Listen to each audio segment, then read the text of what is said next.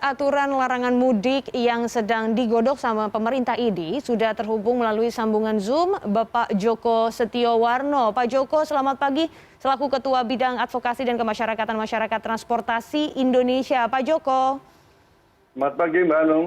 Baik, selamat pagi Pak Joko. Pak Joko, apakah sudah ada bocoran nih Pak? Akan seperti apa sih kira-kira aturan larangan mudik yang akan diterapkan nanti? Saya lihat ini nampaknya para pembantu presiden ini salah menerjemahkan keinginan presiden. Yang munculnya adalah proyek, jadi bukan program.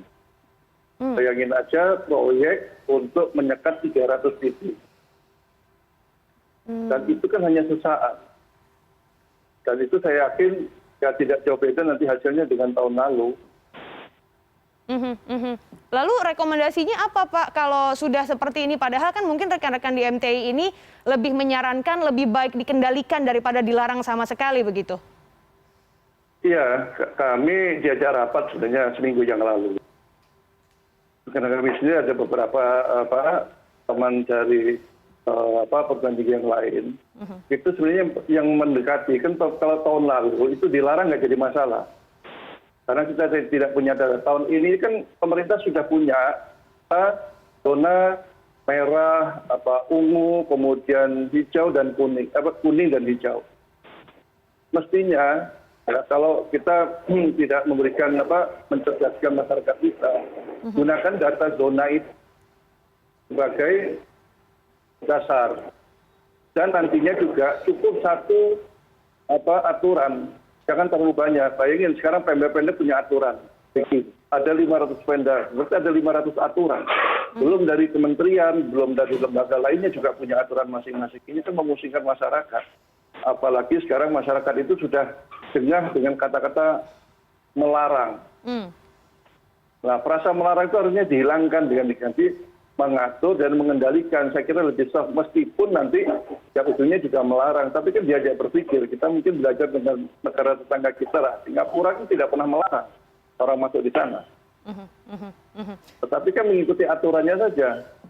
Nah, kita sesuaikan dengan kondisi Indonesia. Sekarang sudah ada zona, basis zona itulah yang menjadi dasar sebenarnya untuk mengatur mobilitas orang. Dan mungkin ini bukan hanya mudik saja, di luar mudik itu masih bisa digunakan. Nah, sekarang yang terjadi adalah proyek, bukan program. Gitu. Oke. Nah, kalau mungkin kita boleh flashback ke tahun lalu deh Pak Joko. Tahun lalu ini kan mungkin setelah arus mudik ternyata benar angka positif COVID-19 ini meningkat khususnya untuk yang keluar Jakarta ataupun ke dalam Jakarta. Kalau yang teman-teman di MTI ini lakukan evaluasinya selain terkait zonasi tadi apa saja sih Pak yang bisa mungkin menjadi pelajaran penting untuk pelarangan dari pemerintah di mudik 2021 ini? Saya pikir hanya bicara mudik ya. Jangan soal mudik baru bekerja keras. Sebenarnya kita butuh konsistensi dan keseriusan, itu aja. Contoh, di rest area itu kan sudah ada aturan maksimal 50% yang bisa masuk. Nyata sekarang rest area tidak menerapkan lagi 50% itu yang masuk. Jadi ada yang parkir, kalau dulu parkir itu ada yang kosong, ada parkir. Kan nggak semua terisi bahkan melebihi kapasitas. Artinya kan tidak ada konsistensi. Itu yang hal yang sederhana bisa kita lihat gitu. Apalagi hal lainnya, ini kan soal proyek mudik, jadi bukan program sebenarnya. Kalau kita ingin berjangka panjang, program gitu. Jadi bisa digunakan, tidak usah mudik, pokoknya semuanya menggunakan ini. Kalau kita sebut database lah. Sayangnya, pemerintah pusat tidak punya data berapa besar tahun lalu orang yang bisa lolos dari proyek mudik itu. Di Jawa Tengah itu 1.200.000 masuk Jawa Tengah tahun lalu itu. Mereka naik apa? Ya naik sepeda motor, naik angkutan plat hitam, atau lewat jalur-jalur tikus. Itu saya yakin tahun ini juga sama. Kalau 300 itu cuma dijaga, cuma katakanlah satu titik 24 jam. Yang lainnya cuma 8 jam. Nggak artinya gitu. Oke, jadi masih kemungkinan bisa ada yang bolos ya, apalagi kan mungkin masyarakat yang sudah excited sekali untuk mudik setahun sekali akan cari cara gimana supaya bisa tetap mudik gitu. Berarti sebetulnya yang paling efektif adalah penutupan simpul-simpul seperti pelabuhan, bandara, terminal, mungkin untuk jalur darat juga. Berarti menurut Anda itu yang paling efektif ketimbang meletakkan petugas-petugas di berbagai zona lalu lintas yang akan dilewati pemudik begitu? Tahun lalu dilakukan pembentukan bandara, stasiun, pelabuhan penyeberangan, tapi kenyataan bisa masuk Jawa Tengah 1.200.000. Saya kira ke Jawa Timur juga ada, ke DIY juga ada, cuman kan pemerintah pusat tidak punya data itu. Saya yakin sampai sekarang mereka nggak punya data itu. Kalau saya punya data hariannya selama di Jawa Tengah, saya punya. Banyak kami sudah beri masukan itu. Jadi penyekatan itu proyek, bukan program. Kita bicara program, jangan bicara proyek. Berarti intinya Anda sebetulnya cukup menyayangkan dengan statement pemerintah, tapi kan kalau yang ini perpresnya belum ada ya Pak, ini masih dari Pergub dan juga Permenhub untuk pengaturan larangan mudik ini. Nah, apalagi nanti ada perda-perda, ada peraturan daerah ya, itu ada Pergub, ada Perwali atau Perkap, kacau lagi tadi. Kita dipusingkan, semuanya tanya, termasuk saya sering ditanya, gitu. Dan saya bilang memang saya mau hafalkan 500 bahasa Indonesia, punya aturan kan tidak mungkin. Cukup buat satu aturan. Kalau presiden tidak mengeluarkan, Satgas saja yang mengeluarkan. Cukup satu itu aja. Kalau umpamanya presiden tidak agak keberatan, Satgas yang punya data, Satgas lah yang mengeluarkan itu, jangan kementerian-kementerian, lembaga mengeluarkan sendiri-sendiri. Oke, Pak Joko, yang terakhir mungkin Pak Joko, rekomendasi dari rekan-rekan di MTI untuk para calon pemudik nih untuk pikir-pikir ulang lagi untuk bisa pulang ke kampung halaman, dan juga mungkin sedikit rekomendasi untuk pemerintah. Tadi kalau Anda bilang ini sebetulnya bentuknya proyek bukan program. Ya, intinya sebenarnya itu adalah protokol kesehatan. Itu. Apapun bentuknya proyek itu, kalau protokol kesehatan tidak dilakukan dengan benar, apa saja terjadi. Nah, program protokol kesehatan itu dilakukan secara masif, potong-potong, harus konsisten, serius gitu. Itu aja sebenarnya masalahnya. Kalau tes dan sebagainya kan indikator aja orang kena atau tidak, sebenarnya itu. Jadi kita harus secara masif dalam program protokol kesehatan itu yang harus dikumandangkan terus-menerus, jangan sampai kendor. Dan sekali lagi bukan dilarang namun dikendalikan akan jauh lebih efektif begitu ya, karena kata larangan itu bikin orang jadi apa tadi istilahnya alergi begitu ya kalau katanya Pak Joko. Perlawanan. Ada perlawanan secara Baik. sosial itu. Baik, siap. Psikologis ya, melawan mereka, dan sekarang pun sudah mudik ini. Sudah mudik sekarang. Betul. Akhirnya orang ini kalau nonton konser beli tiketnya early bird gitu. Jadi colongan beli ataupun mudik duluan sebelum aturannya diberlakukan begitu ya. Semoga tidak ada kenaikan angka COVID-19 dimanapun setelah musim mudik ini, dan beneran masyarakat bisa mendengar lagi aturan ini dan menganggap ini sebagai untuk kebaikan bersama. Terima kasih banyak Pak Joko sudah bergabung bersama kami di CNN Indonesia Today. Ya, pemerintah resmi melarang mudik. Menteri Koordinator Bidang Perekonomian memperkuat pernyataan Menteri Koordinator Bidang Pembangunan Manusia dan Kebudayaan beberapa waktu lalu. Namun, pemerintah justru menggulirkan wacana membuka tempat wisata. Lalu bagaimana seharusnya pemerintah mengambil sikap untuk menghindari lonjakan kasus COVID-19? Oleh karena itu, Bapak Presiden minta bahwa kebijakan pengendalian itu agar segera dilaksanakan, dan pemerintah melalui PMK sudah menyampaikan bahwa sudah ada larangan mudik. Pak Menteri Perhubungan. Rabu sore, Menteri Koordinator Bidang Perekonomian Airlangga Hartarto mempertegas sikap pemerintah melarang mudik tahun ini. Sesuai arahan Presiden, masyarakat dilarang bepergian keluar daerah menuju kampung halaman. Pemerintah berdalih berdasarkan jumlah kasus COVID-19 pada libur panjang sebelumnya, angkanya cenderung naik. Pemerintah sempat memberi opsi membuka tempat wisata lokal. Hal ini bertujuan untuk mengakomodasi kebutuhan masyarakat mendapatkan hiburan. Wacana ini mendapatkan tanggapan dari warga yang tidak setuju pelarangan mudik. Saya lebih nggak setuju itu larangan mudik ya. Karena kalau misalnya tempat wisata dan bar, pub masih dibuka, itu akan membuka skala dan skema untuk penyebaran lebih ini ya. Dibandingin kita harus mudik yang ketemu family atau segala macam gitu loh. Di sisi lain, masyarakat yang haus hiburan juga mempunyai alasan yang masuk akal. Terlebih lagi, roda ekonomi harus tetap berputar. Tetap perlu, itu perlu sih, perlu. Satu, untuk rekreasi, kedua untuk ekonomi juga. Masalah penyebaran COVID itu sebenarnya tinggal diterapin prokesnya aja. Menanggapi perbedaan pendapat ini, epidemiolog berpesan agar pemerintah tegas dalam menentukan salah satu opsi. Tidak ada toleransi kelonggaran untuk protokol kesehatan. Ketegasan ini diperlukan supaya masyarakat tidak memiliki celah melanggar aturan pemerintah tersebut. Kalau memang mudik mau dilarang yang benar gitu. Jadi benar-benar tidak boleh ada. Tapi kalau mau mudik dibatasilah gitu kan. Misalnya selalu tidak boleh mudik dengan kendaraan pribadi. Itu satu. Semuanya harus menggunakan transportasi publik. Jadi udah dibatasi kan? Melarang mudik dan membuka tempat wisata masih memiliki risiko lonjakan kasus COVID-19. Namun di balik itu ada alasan menggerakkan roda ekonomi yang terhambat. Pemerintah harus tegas menentukan prioritas yang didahulukan. Masyarakat membutuhkan ketegasan di samping roda ekonomi yang mesti berputar. Suryo Utomo, Urip Handoyo, Jakarta. Menteri Kesehatan Budi Gunadi menyatakan adanya penundaan 2 gelombang pengiriman vaksin AstraZeneca disebabkan embargo vaksin di India. Menyikapi hal tersebut, Dinas Kesehatan DKI Jakarta mengatakan bahwa stok vaksin di DKI masih cukup. Sebagaimana diketahui, Indonesia sebelumnya sudah melakukan kesepakatan dengan COVAX Gavi selaku penyedia vaksin AstraZeneca untuk negara-negara miskin dan juga negara berkembang.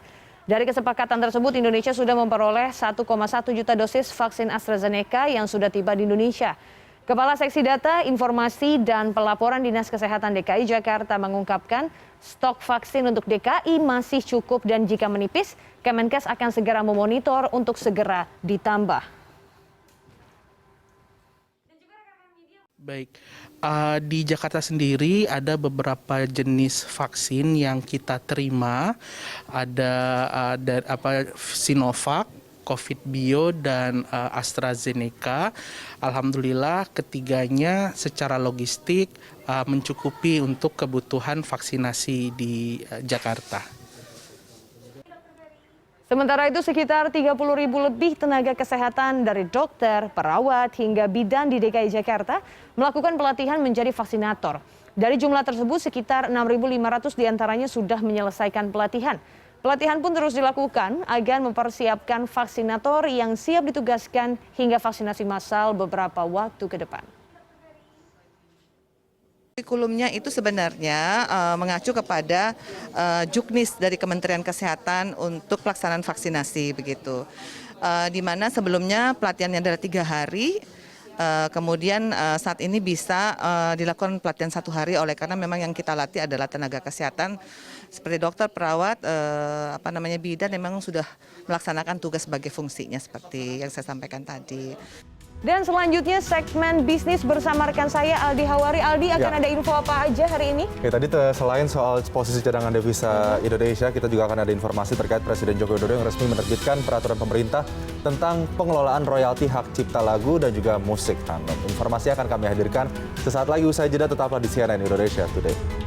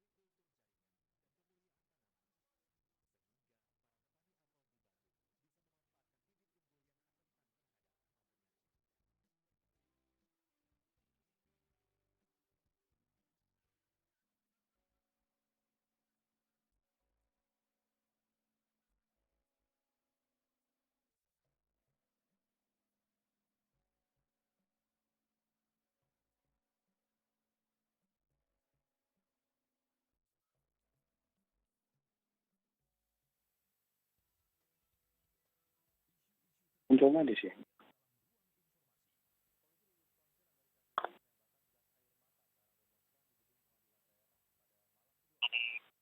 Saya udah siap ya, Mas Aldi. Di screen.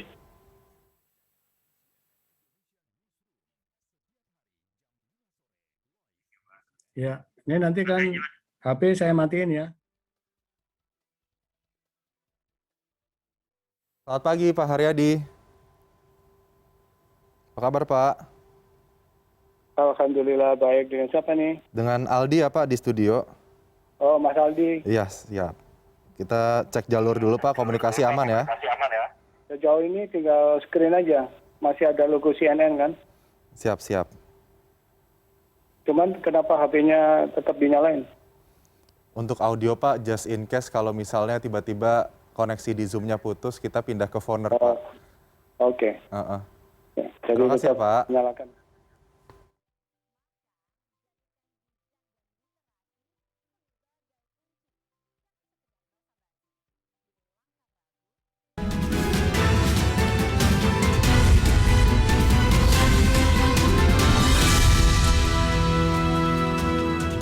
Terima kasih Anda kembali di CNN Indonesia Today. Bank Indonesia merilis jumlah cadangan devisa RI akhir Maret 2021 sebesar 137,1 miliar dolar Amerika. Meski masih di posisi tinggi, cadangan devisa RI turun dibandingkan periode Februari 2021. Bagaimana posisi cadangan devisa untuk menopang ekonomi Indonesia, terutama dengan pandemi ini? Untuk membahasnya kami telah terhubung dengan Haryadi Ramlan, Kepala Departemen Pengelolaan Moneter Bank Indonesia. Selamat pagi Pak Haryadi. Selamat pagi Mas Aldi, gimana kabar? Sehat? Ya sehat Pak Haryadi, ini posisi cadangan devisa kita di akhir Maret masih di level akomodatif ya bisa dibilang meskipun pandemi masih berlanjut. Bagaimana BI menakar kelangsungan indikator makro yang terus positif ke depannya? Terima kasih Mas Aldi. Pertama kali tentunya terima kasih atas kesempatannya untuk menjelaskan tentang isu ini. Posisi cadef kita per akhir Maret 2021 sebesar memang 137,1 miliar dolar. Ini memang relatif lebih rendah, 138,8 dibanding Februari lalu. Tapi dari sisi rasio kecukupan cadangan devisa, secara international market practice ini lebih dari cukup. Kenapa? Posisi cadangan devisa ini lebih dari 10,1 bulan impor pembiayaan, sekaligus untuk biaya pembayaran hutang luar negeri. Sekaligus juga indikator standar kecukupan internasional itu hanya sekitar 3 bulan impor. Juga berdasarkan standar parametrik IMF juga demikian. Jadi kita dalam kondisi yang sangat aman untuk posisi kecukupan cadangan devisa.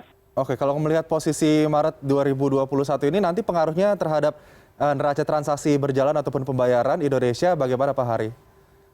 Kami tetap memandang bahwa kecukupan cadangan devisa ini adalah bagian dari kondisi yang sangat mendukung kekuatan external balance kita, ya, dengan kondisi stabilitas fundamental yang kita punya dan kewajiban pembayaran luar negeri yang ada waktu-waktu tertentu, kemudian antisipasi repatriasi pajak ataupun rebalancing portofolio, ketahanan stabilitas eksternal kita yakini masih terjaga dengan baik. Oke, kita punya fundamental yang cukup baik lah ya untuk kemudian terus berada di fase pemulihan ekonomi akibat pandemi. Tapi kalau kita memotret bagaimana capital inflow yang juga masuk dan juga kegiatan ekspor impor, bagaimana kemudian BI bisa melihat kegiatan ekspor produk migas ataupun non migas Indonesia yang pasti nanti akan juga bisa memperkecil adanya defisit neraca perdagangan ataupun transaksi berjalan? Ya tentunya apabila kita melihat neraca perdagangan Indonesia, Januari Februari kita kan sudah surplus sekitar 1,9 miliar US dollar dan 2 miliar US dollar. Jadi kami memperkirakan di neraca perdagangan akan terus surplus di triwulan 1. Kemudian bagaimana ke depan untuk defisit transaksi berjalan? Kami meyakini masih pada koridor 1-2% dari PDB di 2021. Artinya apa? Ini masih cukup mendukung ketahanan sektor eksternal ekonomi Indonesia.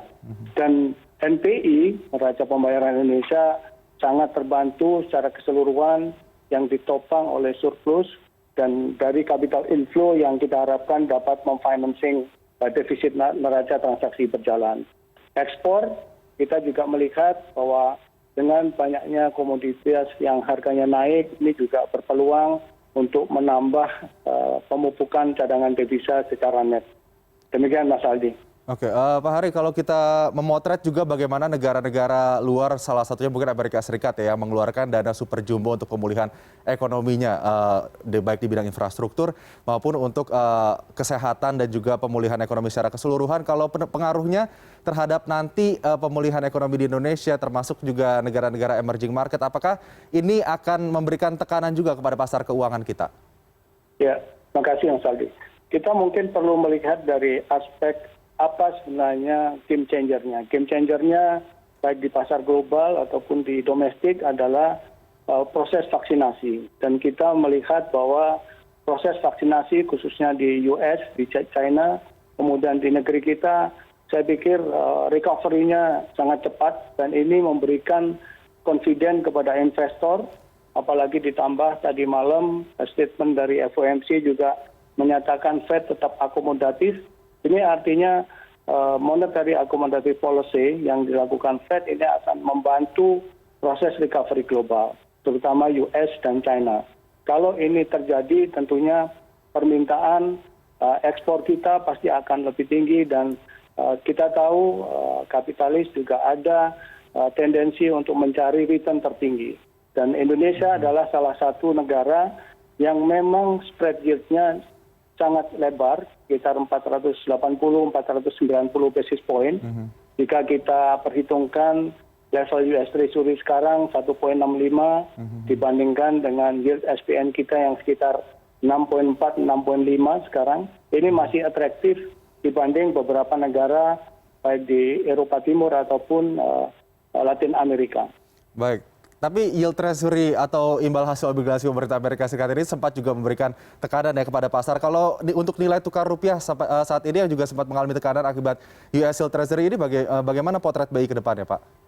Ya, Mas Aldi, ini memang pertanyaan yang sangat menarik. Semua investor juga menunggu bagaimana sikap BI ke depan. Kami tetap meyakini bahwa yang terjadi pada triwulan pertama kemarin itu temporer. Pressure di market, kenaikan yield US Treasury sampai dengan 1,77, sekarang sudah mulai didigest oleh market. Statement yang disampaikan oleh Fed, saya pikir sudah menenangkan pasar, dan kita lihat juga cenderungan risk on di market. Dari ini rupiah menguat, kita lihat sendiri. Kenapa rupiah menguat?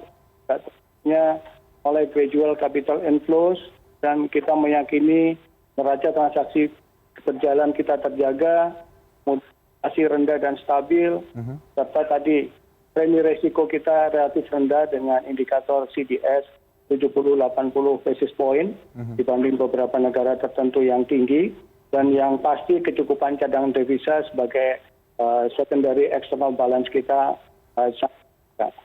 Baik, Pak Haryadi, kita tunggu ya, ini sudah bulan April, artinya kita juga masih menantikan bagaimana nanti pengumuman pertumbuhan ekonomi kita di kuartal pertama tahun 2021 ini. Apakah kemudian kita masih bisa terus melanjutkan tren positif untuk pemulihan ekonomi di tengah pandemi ini. Untuk sementara, terima kasih Pak Haryadi Ramlan, Kepala Departemen Pengelolaan Moneter Bank Indonesia, sudah bergabung bersama CNN Indonesia Today pagi ini. Selamat pagi Pak, sehat selalu.